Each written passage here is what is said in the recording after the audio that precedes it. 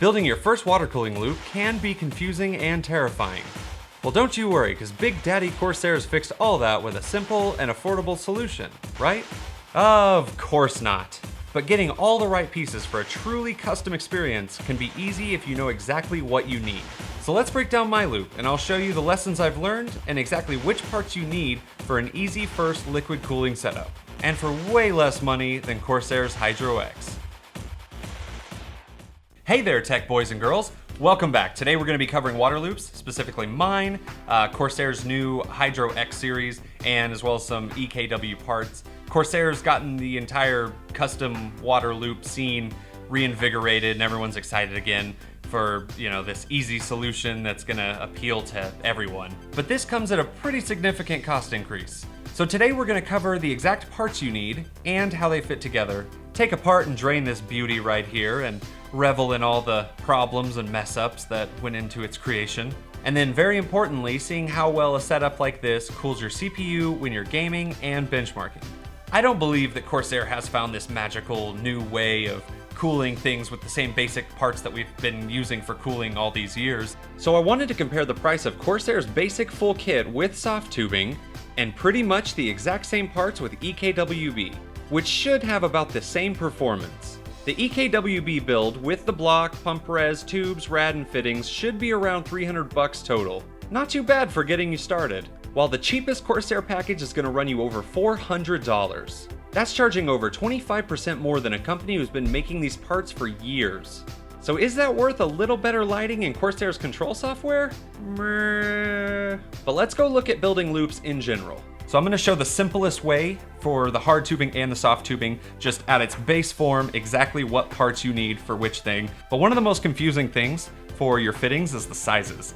When you get this, it might say it's 13mm by 16mm, and you might not know what that is. The tubing might just say, 3/8 inch by 1/2 inch. So on there, if it doesn't show, always start with the fitting itself. But if you can't find that, just do a conversion.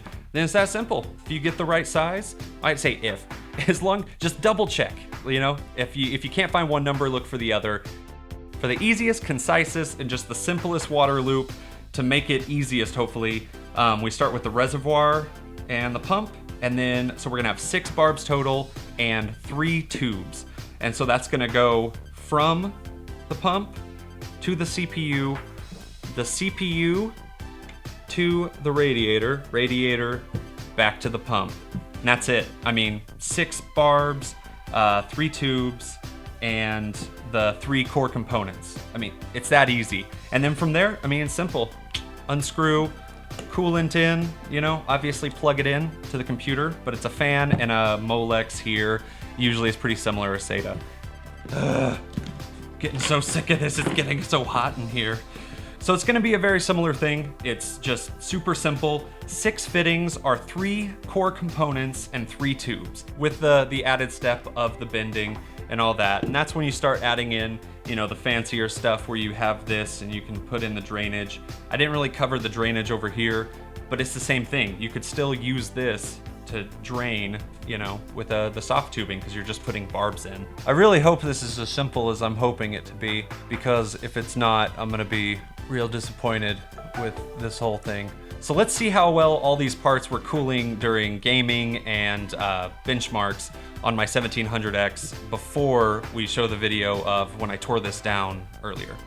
I feel like playing some Battlefield 5 with some ray tracing. Oh god, no. Okay, so after 30 minutes we hit a max heat of 63 with an average of around 49. That's not too shabby. On Cinebench we saw a peak of 66, which is always pushing it to full load, so the constant was always around 65 or 66. And Blender was consistent around 47 with a high of 69 Celsius. I'm really happy with these temperatures. I always try and keep my overclocked Ryzen CPUs under about 70 degrees. Now let's rip this butthole open. Let's get it shut off and rip all the stuff out. As you can see, I actually have a pretty typical hardline system that you might expect. I didn't go too crazy. This was my second time actually bending the tubes. We've got our water block, runs up to the 360, pretty thick rad actually. You will see this very odd kind of shape here. And I don't know, you really got to measure it out, especially I needed to have one of those elbow joints that comes up. I was trying to save a little bit of money. That $10 really did seem worth it after messing with it so much, because I couldn't just cut it right back in. I had to actually have it dipped right down under the 1080 Ti to actually come up here and hit. It all came together in a system that I bought. The nice thing was having the base and knowing that this system all worked together, like just figuring out which of these holes needs to go where. I'm wasting a ton of space here, where the liquid is losing pressure the more distance it has to travel and the more tube there is. So this can only push so much power out. I think I've got it at full blast, but it's being held back because it's having to travel so far. Like, this distance ends up being pretty far. I still wanted it to look good, but at a certain point, I think it was just, my God, just get it working, please. And the biggest takeaway from that point, and then this noodling I had to do around the GPU, is planning it out for sure and trying not to have to deal with this and getting those fittings that actually make these turns easier, which you'll see a ton in Hardlines, and which I'm gonna be adding to the next one as well. The liquid that's in there right now, I got EKW's really concentrated cloud white, and I actually just added food coloring to this. So the big problem with food coloring, which really wasn't that big of a deal to me, is that it needs to be cleaned out every 2 or 3 months. And I think we're sitting at maybe 2.5 months on this right here. That's not that big a deal to me because I'm gonna wanna change the color anyways. So we get to go through a fun little montage of me having to drain it.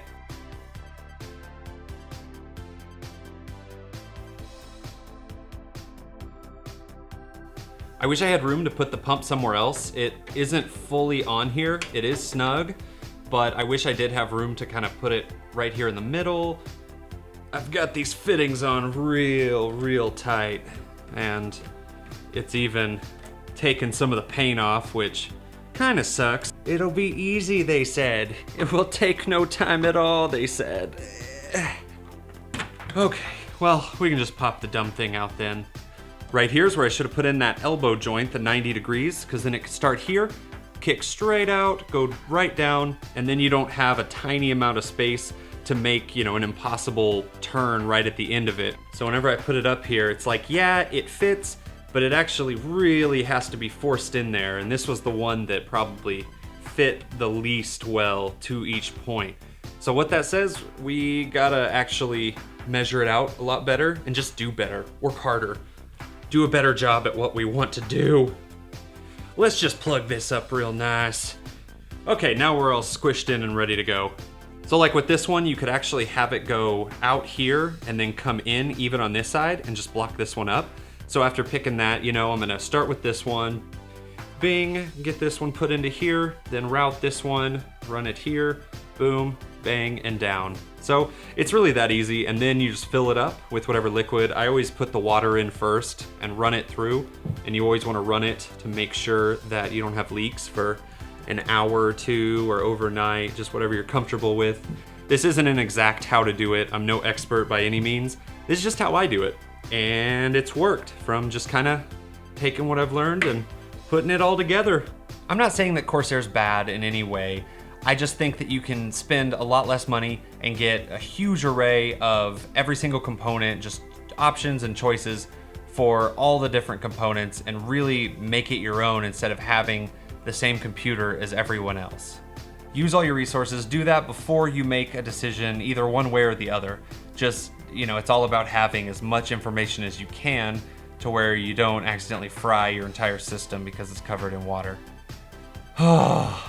Real quick, I want to give a huge thanks to the people that have already started kind of following the videos that I've been making, that have been commenting and watching, and it just means a ton. And all the really kind words. It's been a lot more than I expected, especially this fast. It's just been truly awesome. If you're first time in, please subscribe. I'm trying to just get that subscriber count up. But only obviously if you really did enjoy and you want to come back and see more, because I do have so much more content on the way. I've been editing some weddings recently, so I had to kind of duck out for a little while, but I'm about to hit YouTube super hard with all kinds of fun stuff that I've been, you know, rattling around in the head. But especially the huge thing of the Ryzen 3000. I'm gonna be buying like 3 of the CPUs, probably 2 motherboards, gonna be purchasing Navi. So I'm gonna be putting out videos just insane, and it's gonna be so much fun. So thank you for joining me along this here ride, and love you.